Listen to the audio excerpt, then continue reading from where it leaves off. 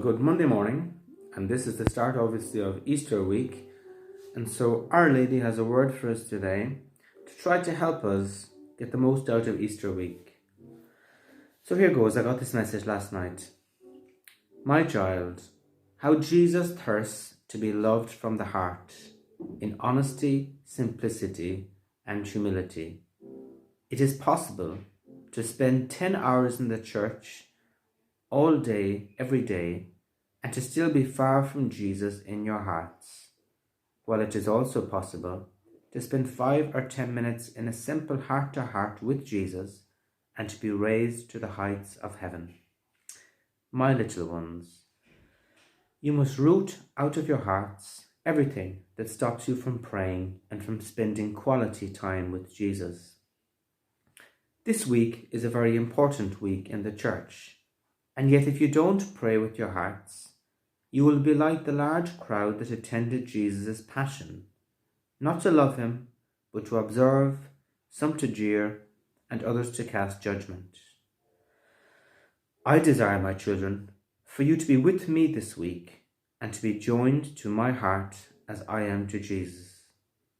Put aside all distractions, all duties that bind you, and come to Jesus with your hearts. Well, what a beautiful message. What a simple message, what a loving message, and also what a challenging message at the same time. And I suppose the first thing to say is that Our Lady is our mother and she is just infinite goodness. And the reason she wants us to be close to Jesus with our hearts is because when we have that heart-to-heart with Jesus, we're filled with his love, with his presence, and we get that supernatural peace. And if we're not close to him with our hearts, well then we miss out on all that. And in some ways, it's a bit like maybe husband and wife, or a relationship or whatever. Imagine you have a big argument with your wife or with your husband or whoever, and you've never resolved the argument, you haven't spoken about it, and then you decide that you're both going to go on holidays. Lovely holidays planned, Monday here, Tuesday there. You go on lots of trips together, bus journeys together, maybe you go sailing together, at the beach together, go to see museums together, eat out together. And yet throughout the whole trip, there's this tension, there's this awkwardness, there's this lack of love, lack of communication, because the argument, whatever caused the argument, was never resolved. And that's what Jesus is saying. He's saying it's possible to spend, or Our Lady, it's possible to spend 10 hours in the church every day and yet to be far from Jesus with our hearts. And that's why she says we must root out of our hearts all the things that stop us from spending quality time with Jesus. So again, very similar to a relationship. If you sat down at the table with your wife or with your husband and you were angry, they would sense it. And if you had a good relationship, you could say, look, I'm angry about this, I'm upset about that, I'm worried about the other. You could talk it out, you could work through it, and afterwards it would end, hopefully, if the other person is willing to forgive and acknowledge their part, it would end in peace. And so Our Lady is saying the same thing, that we must root out of our hearts all the things that stop us from spending quality time with Jesus. So what are they? Well, some of them are our sins. Suppose you did something yesterday and you haven't spoken about it to Jesus. Well, then you're feeling the guilty conscience. Some of it maybe is our pride. We're a bit, stuck up or something like that, and Jesus is asking us to do something. We'd prefer to do something else, and so we're a bit angry with him. Some of it is our stubbornness, again, the same thing. But it's having those heart-to-heart with Jesus and saying, Jesus, I'm angry, I'm moody, I'm stubborn, I'm this, I'm that, I'm the other, but I love you, and here's the reasons why. Help me to overcome this.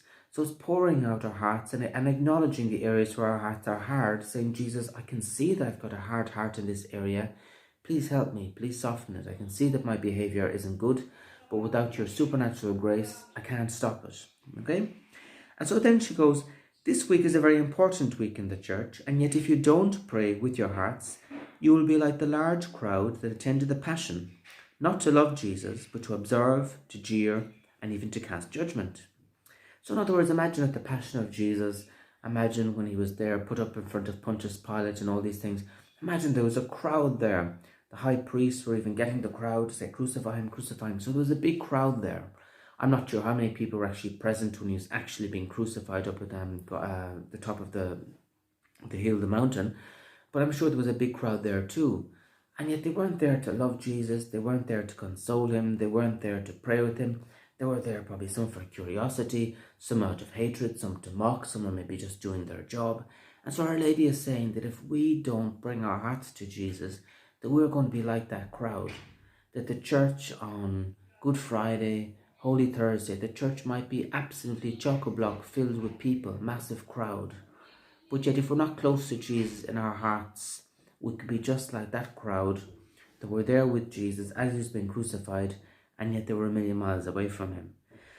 And so Our Lady isn't saying this, by the way, to cast judgment on people. Our Lady is saying that so that we can bring our hearts to Jesus, because she desperately desires us to know Jesus, because she knows that that's what our hearts thirst for. She knows that's where the peace comes from, the love comes from, the forgiveness comes from. That is where our lives get transformed. So Our Lady, she's only saying all this because she desperately desires what is truly and really good for us. So she ends by saying, put aside all distractions, all duties that bind you, and come to Jesus with your hearts. So obviously she's not saying, don't bother cooking your dinner for a week. But what she is saying is put aside the distractions, If you're cooking, maybe make it more simple so you've got time for prayer. If you are doing, if for example, you're helping out in the church and you've got a very busy program, well, try also and do your best also to go somewhere else or to take quiet time.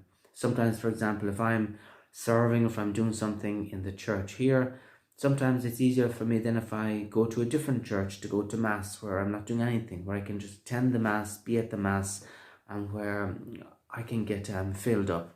So Our Lady is saying anyway, put aside the distractions, the duties that bind us, and come to Jesus with your hearts, with our hearts.